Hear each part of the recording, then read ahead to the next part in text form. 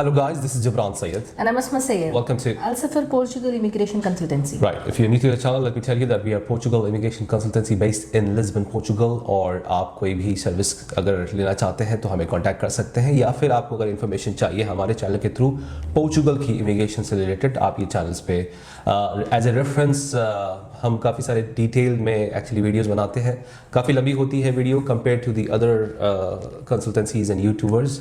तो आपको अगर D2 करना है, D7 करना है, D8 करना है, तो ये चैनल पे आपको सारी इन्फॉर्मेशन, ये सारे वीज़ास की डिटेल में मिलती है. Also, if you're new to our channel, don't forget to like, share and subscribe to our channel. और कमेंट्स में हमारे से आप सवाल पूछ सकते हैं, व्हाट्सएप कर सकते हैं, या फिर ईमेल के ज़रिए हमसे सवाल कर सकते हैं. कमेंट्स में करने से बेहतर ये है इसलिए कि ताकि दूसरे लोग को भी उस सवाल का जवाब मिल जाए. और अगर आपको हमसे डायरेक्टली बात करनी है तो आप अपॉइंटमेंट लेकर हमसे बात कर सकते हैं. छोटी सी कंसल्टेशन फ़ीस आपको पे करनी होती है और आप हमसे डायरेक्टली बात कर सकते हैं. अपॉइंटमेंट लेकर बात करना इसलिए ज़रूरी है क्योंकि बहुत सारे कॉल्स आते हैं, तो पॉसिबल नहीं है कि सबसे बात हो. अगर आपका अपॉइंटमेंट आप लेकर हमसे बात करेंगे तो हम भी आपके लिए टाइम लेकर इंतज़ार करेंगे और आप भी अपने सवाल डिटेल में हमसे पूछ सकते हैं. राइट. हमें हमसे बात करनी है तो हम दोनों से अगर बात करनी है तो आपको एक कंसल्टेशन फीस पे करनी है.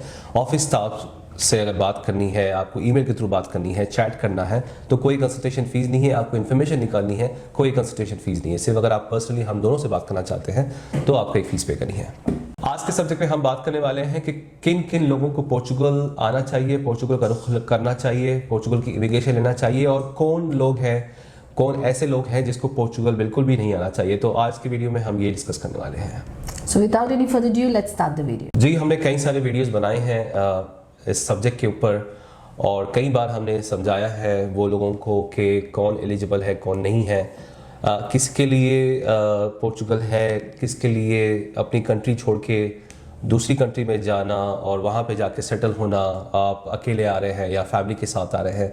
तो ये सारी चीज़ें हमने बहुत बार समझाई है, तो इसको एक बार फिर से आपको हम समझाने के लिए आए हैं. पोर्चुगल की इमिग्रेशन माशाल्लाह खुली है.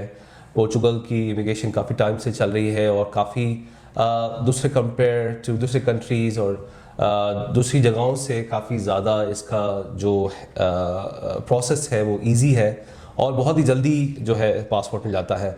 आपको 5 साल में पासपोर्ट मिल जाता है. तो पहला आपको रेसिडेंस कार्ड मिलता है. रेसिडेंस कार्ड आपका होता है 2 साल का. फिर दूसरा जो रेसिडेंस कार्ड होता है रिन्यूअल के टाइम पे वो 3 साल के लिए वैलिड होता है. तो टोटल 5 साल आपको यहाँ पे निकालने हैं. अगर आप आ रहे हैं D2 पे तो आप अच्छी चीज़ ये है कि आप फ्रीली ट्रैवल कर सकते हैं D2 पे क्योंकि आप बिजनेसमैन हैं. तो आपकी कंट्री में या फिर जहाँ पे भी आप रेसिडेंट कंट्री है वहाँ पे आप जॉब कर रहे हैं या फिर बिजनेस कर रहे हैं, तो D2 पे कोई ऐसा रिस्ट्रिक्शन नहीं है. हाँ, बस आइए जाइए, अपना बिजनेस यहाँ पे जो पोर्चुगल में जो चल रहा है उसको कंटिन्यू रखिए. और D7 D8 वालों को यहाँ पे रुकना है. यहाँ से इतना ज़्यादा फ्लेक्सिबिलिटी नहीं है कंपेयर विथ D2 में आपको उतना रिस्ट्रिक्शन नहीं है, लेकिन D7 D8 में रिस्ट्रिक्शन है कि आपको यहाँ पे रहना है. तो कई सारे लोग जो अपना जॉब कर रहे हैं GCC वगैरह में या फिर अपना बिजनेस वगैरह कर रहे हैं, तो उनके लिए एक ऑप्शन अच्छा है कि आपको रिमोटली जो है पोर्चुगल की इमिग्रेशन मिल रही है. कुछ डेफिनेटली आपको उसमें पॉइंट्स है, वो पॉइंट्स अगर आप क्लियर कर देते हैं, उस पर अगर आप फॉलो कर रहे हैं, आप उसके ऊपर चल रहे हैं, तो वो पॉइंट्स अगर कर रहे हैं आप, तो रिमोटली भी आप जो है अपनी पोर्चुगल की इमिग्रेशन कर सकते हैं. आपकी फैमिली है तो फैमिली को यहाँ पे रख के आप जो है ट्रैवल करना, आना जाना, तो उस पर एक फ़ायदा है कि आपको कोई जॉब छोड़ने की ज़रूरत नहीं है. आपकी जो अर्निंग है उसको बंद करने की ज़रूरत नहीं है. आपकी जो बिज़नेस है उसको ख़त्म करने की ज़रूरत नहीं है. तो आज का सब्जेक्ट यही है कि अर्निंग के ऊपर, मतलब आपके पास पैसे हैं. 2 टाइप के लोग हैं. एक तो कम्प्लीटली पोर्चुगल शिफ्ट हो रहे हैं अपनी फैमिली के साथ, सब बिजनेस जॉब वगैरह सब छोड़ के करके. वो लोग हैं जिसके पास काफ़ी बैकअप है, काफ़ी पैसा है और ये अफोर्ड कर सकते हैं और एक अच्छा बिजनेस प्लान यहाँ पे लेके आ रहे हैं, एक सोच के आ रहे हैं कि यहाँ पे क्या करना है. तो जिसके पास एक पीछे जो है फाइनेंशियल सपोर्ट है कि मंथली आपके पास पैसे आ रहे हैं, तो यहाँ पे आप कमा रहे हैं नहीं कमा रहे हैं तो आपको फ़र्क नहीं पड़ता है. तो एक वो टाइप के लोग हैं. दूसरे जो वो लोग हैं जो ये सोच रहे हैं कि कुछ पैसे हैं, कुछ सेविंग्स हैं और यहाँ पे आएंगे और यहाँ पे आके अर्निंग करेंगे और यहाँ पे आके पैसे कमाएंगे, यहाँ पे आके पोर्चुगल की इमिग्रेशन भी चलते रहेगी और पैसे भी कमाएंगे। ये तो 2 टाइप के कैटेगरी के लोग हैं। तो हमेशा हम लोग यही, हमारे जितने भी कस्टमर्स हैं और वीडियो के थ्रू जितने भी लोग हमें देखते हैं, उन सबको यही सलाह देते हैं कि अगर आपके पास एक बैकअप प्लान है, अगर काफ़ी सारे लोग, अक्सर हमारे क्लाइंट्स यही करते हैं कि अपने वाइफ्स को यहाँ पर रखते हैं, अपनी जॉब जो है वो कंटिन्यू करते हैं, वहाँ से जहाँ से भी वो रहते हैं, गल्फ कंट्रीज़ में रहते हैं या पाकिस्तान से, इंडिया से, जहाँ से भी, वो अपनी जॉब नहीं छोड़ते हुए वहाँ से अपनी वाइफ को यहाँ पर सपोर्ट करते हैं, पैसे यहाँ भेजते हैं, बच्चे स्कूल्स वगैरह जाते हैं। तो ये बहुत एक सेफ प्लेटफॉर्म पे आप खेल रहे हैं अपना गेम। वरना ऐसा नहीं कि आप हस्बैंड वाइफ बिना पैसों के बच्चों को लेकर यहाँ पर आ रहे हैं जॉब की तलाश में या फिर कोई बिजनेस के प्लान से यहाँ पर आ रहे हैं, थोड़े बहुत पैसे लेकर आ रहे हैं, वो स्टार्टिंग में ही आपके सेटअप में, आपके घर के सेटिंग में और आपके पेपर वर्क में, ये सारी चीज़ों में वो पैसे तो देखते देखते यहाँ पर ख़त्म हो जाएंगे। तो ये बहुत बड़ा रिस्क है। एक फैमिली अगर यहाँ पर आती है, फिर भी अगर एक इंडिविजुअल बंदा है, वो कहीं भी बैचलर्स में रह रहा है, डिलीवरी का काम कर रहा है, वैसे लोग यहाँ पर बहुत आसानी से सर्वाइव करते हैं, उनके लिए कोई प्रॉब्लम नहीं है।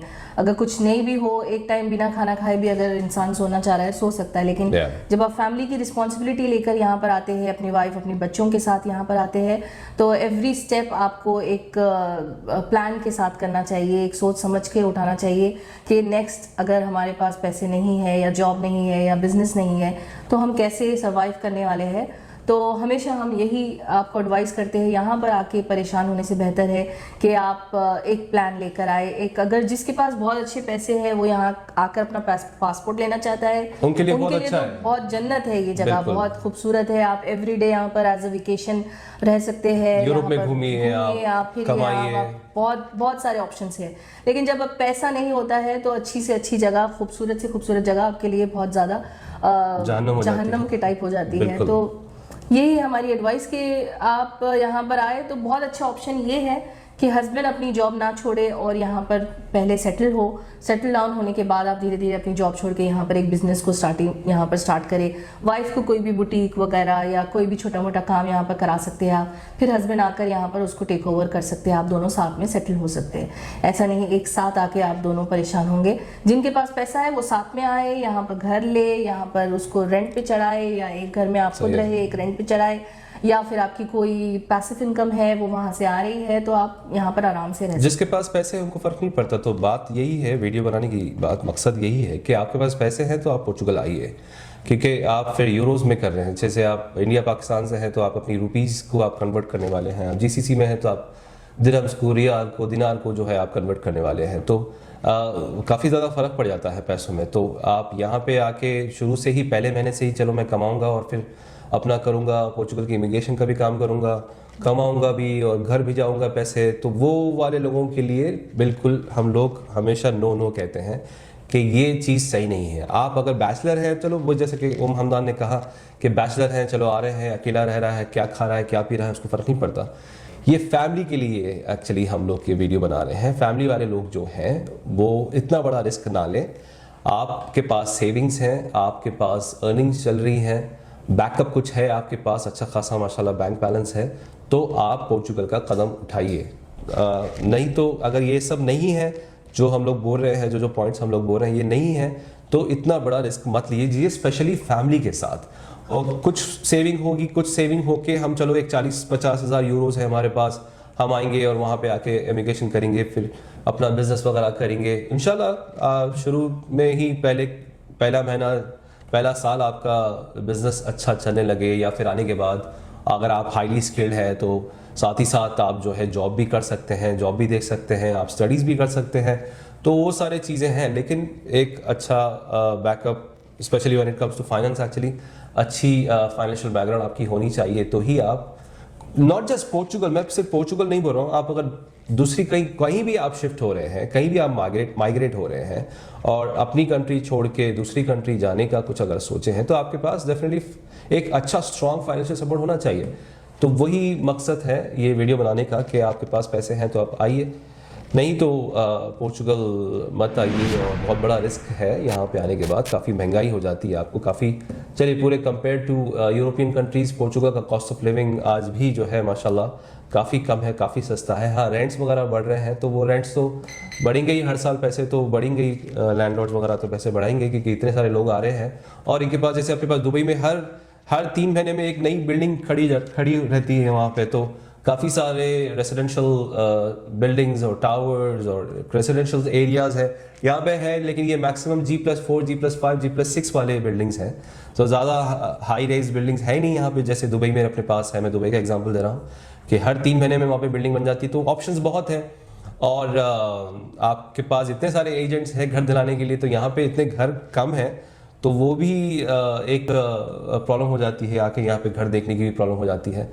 तो एडवांस में ये सारी चीज़ों की प्लानिंग करें, पैसे हैं, कुछ चीज़ों में आपको आसानी भी है, स्कूल्स यहाँ पर फ्री है, हाँ, बच्चों के लिए अब वो ट्रांसपोर्टेशन फ्री राइट, है बच्चों के लिए, और बड़ों के लिए अगर आपके पास TRC आ गए तो आपको मेडिकल फ्री है। तो ये सारी चीज़ें देखकर लोग यहाँ पर आना चाहते हैं। और कॉस्ट ऑफ लिविंग जो यहाँ की ग्रोसरी है वो बहुत कम उसमें आ जाती है compare to US, Canada, Australia, ये सारी भी कर लीजिए, UAE से भी कम है। अगर आप उसका एग्जांपल लेंगे तो बहुत ज़्यादा यहाँ पर आपको ग्रोसरी कम में मिल जाएंगी, आपको ट्रांसपोर्टेशन अच्छा है बच्चों के लिए, स्टडीज़ अच्छे है आपके लिए, मेडिकल अच्छा है। ये सारी चीज़ें तो एक अलग है वो। यहाँ पर अगर आपके पास कोई बैकअप प्लान है तो ये सारी चीज़ें, इस रीज़न से ही लोग यहाँ पर आना चाहते हैं, क्योंकि यहाँ आपको एक बार पासपोर्ट मिल जाता है, फिर आपके लिए बहुत सारे डोर्स ओपन हो जाते हैं, बहुत सारे अपॉर्चुनिटीज़ खुल जाती है, बहुत सारे आप जगहों पे आप शिफ्ट होना चाहते हैं, आप हो सकते हैं। तो ये रीज़न से लोग यहाँ पर आते हैं। हाँ, मैं ये नहीं कह रहा हूँ कि आपको मंथली 10,000 यूरो चाहिए फैमिली के साथ सर्वाइव होने के लिए, मैं ये नहीं कह रहा हूँ। आप अगर मियाँ बीवी है, हस्बैंड वाइफ है और 2 बच्चे हैं, तो भी आप 2,000, 2,500, अब तो आप अच्छे खाने वाले लोग हैं, आप 1,500 में भी आप सर्वाइव कर सकते हैं, 1,500 मंथली यूरोज में भी आप सर्वाइव कर सकते हैं। लेकिन हम सिर्फ आपको एडवांस में बता रहे हैं कि प्रिपेयर होके आइए, एडवांस में आप सोच के आइए, सोच समझ के कदम उठाइए पोर्चुगल की इमिग्रेशन का। पोर्चुगल की इमिग्रेशन बहुत ज़बरदस्त चीज़ है, स्पेशली हम इंडियन पाकिस्तानी के लिए। आपको तो पता ही है कि क्या हालात है, तो हमें एक स्ट्रॉन्ग पासपोर्ट चाहिए। तो हमारे लिए US का दरवाज़ा तो उतना खुला नहीं रहा, बहुत ही छोटी सी शान है, अभी छोटी सी शान उसने दरवाज़ा छोटा सा खुला रखा है, बस वही एक है, ना तो पहले तो खुला था। ऑस्ट्रेलिया का तो पता ही है आपको क्या हाल है, कनाडा का तो महंगाई का आपको पता ही है क्या हाल है। तो वो उसके जो ऑल्टरनेट है वो यूरोप है। यूरोप का सबसे बेस्ट इमिग्रेशन के लिए अगर सबसे कम टाइम में पासपोर्ट चाहिए तो पोर्चुगल है। तो ये बात थी। देखिए, इंशाल्लाह ताला आई होप कि आपको बातें समझ नहीं आई, हम क्या समझाने की कोशिश कर रहे हैं। तो सोच समझ के आइए, इंशाल्लाह ताला कदम उठाइए और इस वीडियो को जितना हो सके आगे से आगे बढ़ाइए। इसे लाइक करें। वीडियो देखने के बाद लाइक का बटन आता है, नीचे एक बटन आता है, उसको लाइक प्रेस करिए। लाइक आप प्रेस करते हैं तो उसकी रीच बढ़ती है और दूसरे लोगों तक पहुंचती है। आप वीडियो देख रहे हैं, 1000 लोग देख रहे हैं, 2000 देख रहे हैं, 300 देख रहे हैं, 400 देख रहे हैं, वो 400 लोग मिलकर अगर लाइक करेंगे इंशाल्लाह तो फ़ायदा होगा ये चैनल को और आगे लोगों को फ़ायदा होगा। वैसे ये चैनल चलाने का मकसद नहीं, हम तो एक इमिग्रेशन कंसल्टेंसी ऑफिस, एक लॉ फॉर्म चलाते हैं, तो लेकिन ये चैनल के थ्रू हम अपनी जो सर्विसेज प्रोवाइड करते हैं इसे प्रमोट करते हैं। तो मेरा नाम है Jabran Syed. Syed. Peace be upon you.